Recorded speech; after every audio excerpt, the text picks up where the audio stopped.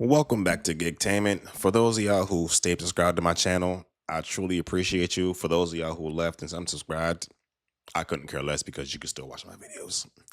Anyway, Uber is having another damn lawsuit. Another lawsuit. Jesus.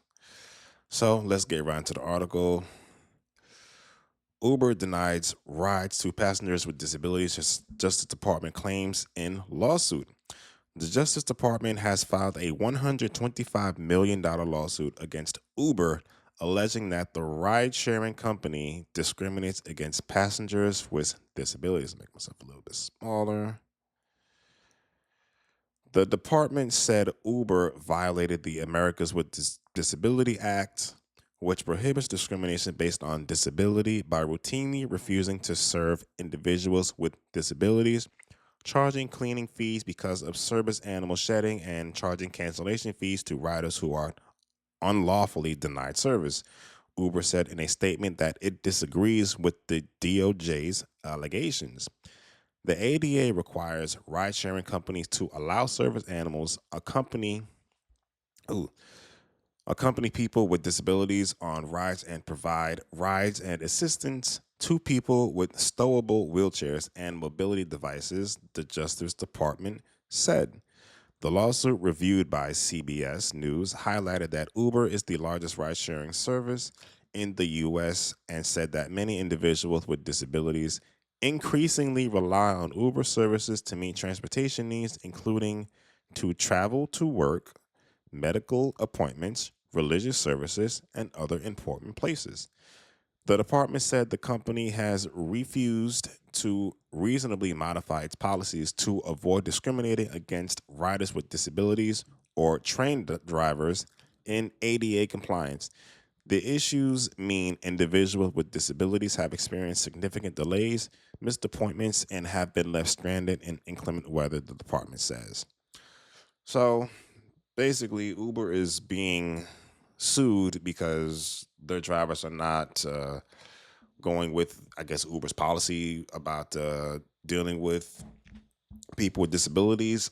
Most people don't read those policies, so they actually have no idea. I'm one of them. I had no idea about dealing with people with disabilities. Never had to deal with that anymore. But I do understand why that would be a problem, because most people who use their vehicles on Uber, those are their personal vehicles. These are not just like, like a vehicle that's basically only for doing Uber. Most people use their own vehicles. Having a dog in your car, it gets messy. They shed a lot, regardless if it's a service dog or not. All dogs shed, some more than others. And you also have people who are very allergic to dogs. When it comes to the problem with wheelchairs, me personally, I don't want to be handling anybody's wheelchair, because let's say, for instance, I break something on that person's wheelchair. Guess who's going to be liable for that wheelchair? Me, you, the driver. So what I think Uber needs to do is have people actually sign up specifically for like a service that only deals with people with disabilities, or at least a service that includes people with disabilities, with the stowable wheelchairs, with service dogs, because most people don't want to have to deal with that. And I completely understand why people are against it. Let's continue. In a statement to the lawsuit, Uber said every driver must acknowledge and agree to the service animal policy and all applicable accessibility laws. Drivers who violate Uber policies face decisive decision, including permanent account deactivation, the company said. Uber said it also invests in technology, training, and dedicated reporting channels, including a 24/7 service animal denial hotline to ensure drivers can quickly alert us so we can investigate and address issues. Riders who use guide dogs or other assistive devices deserve a safe, respectful, and welcoming experience on Uber, full stop, the company said. We have a clear zero tolerance policy for confirming service and service denials, and we fundamentally disagree with the DOJ's allegation. The Justice Department previously sued Uber for charging disabled passengers a fee when they needed extra time to reach a vehicle. Yeah, I understand that. That's kind of crazy. Even when they need more time because of their disability. Uber settled the lawsuit in 2022, compensating more than 65,000 users. Damn. The new lawsuit includes allegations from over a dozen people with disabilities, including blind passengers, who allege they experience frequent ride denials to people who use wheelchairs or mobility aids, who said Uber drivers refuse to assist them or tow their devices. It's a tricky situation. It is tricky because you, like I said, you're dealing with a stranger. You don't want to accidentally damage whatever devices they have, their wheelchairs. Most people who have never used the wheelchairs absolutely have no idea how to like fold them or stow them away. So the chances of something breaking on those wheelchairs are very high. And like I said, you will be responsible for that and not Uber. Uber denies service to hundreds and potentially even thousands of individuals with disabilities who travel with service animals, who use wheelchairs or other mobility devices, or whose appearance or involuntary behavior because of their disability may offend, annoy, or inconvenience drivers, the lawsuit said. This brings me back to the whole, what's that lady's name? Day something Demoise? Dank, Dank Demoise. It brings me back to that because the Uber driver saw how big she was and said, nah, you ain't getting in my car. So I understand. I completely understand, but it's like, this is my vehicle. I have the right to choose who I want and who I don't want in my vehicle, especially if it hinders me. Honestly, that's the thing. That's the thing about being an independent contractor. You can basically do whatever you want as long as it's inside of the policy. I need to fix that. Ryan Honig, who has cerebral palsy and uses a service dog for some tasks, including opening doors, is named in a. See, that's what I'm talking about. This guy has to have his service dog bite on the handle to open it.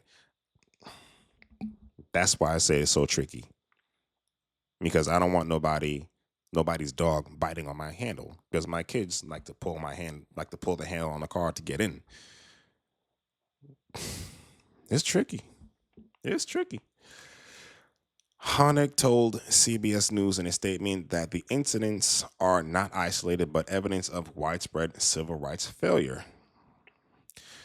When companies like Uber consistently fail to comply with the law, it is disabled drivers who are left behind. But the thing about the whole disabled driver is, well, at least in New York, is that they have a special service, which is part of the MTA Accessoride, that people are trained, and people drive those big vans that are wheelchair accessible. The vast majority of people's cars out here are not wheelchair accessible. The vast majority of people's cars are not able to fit a wheelchair in the trunk. The vast majority of cars, SUVs are different, but cars, nah, you're not getting a wheelchair in a car, depending on how big it is. Mobility scooter, you can forget it.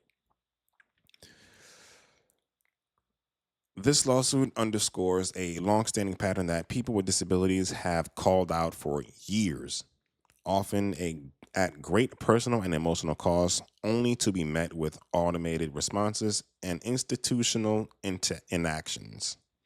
Honig told CBS News. No one should be forced to choose between their mobility and their legal right. That is true, but you can't force someone who's an independent contractor to help you if you don't want to. The law is seeking a court order to stop Uber from discriminating against customers with disabilities, force the company to modify its policies to comply with the ADA, and train its staff and drivers on the legislation. On the legislation. It also demands Uber pay monetary damages to riders who have been affected, and a civil penalty to vindicate the public's interest in eliminating disability discriminations. For too long, blind riders have suffered repeated ride denials by Uber because they are traveling with a service dog, said Assistant Attorney General Harmeet Dillon of Justice Department's Civil Rights Division in the news release. This lawsuit seeks to end this persistent discrimination and allows riders with disabilities to use Uber. We will enforce the ADA's guarantee that people with disabilities have equal opportunity and full participation in all aspects of American society, including transportation. But like I said, the problem with that is being that an independent contractors, if you do Uber, Lyft, any ride sharing apps, you don't have to help these people if you don't want to.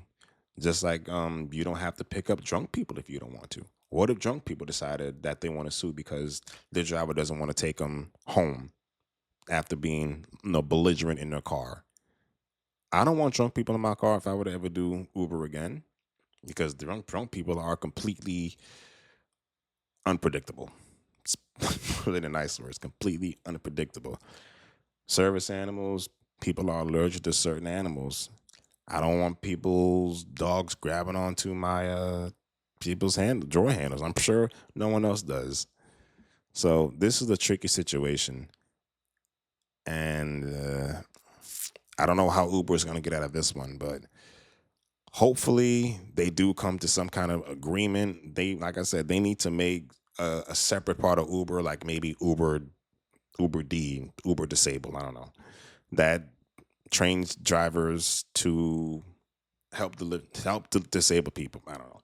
Let me know your thoughts about this in the comments below. Hit the like button, subscribe to the channel, and I'll catch y'all next time.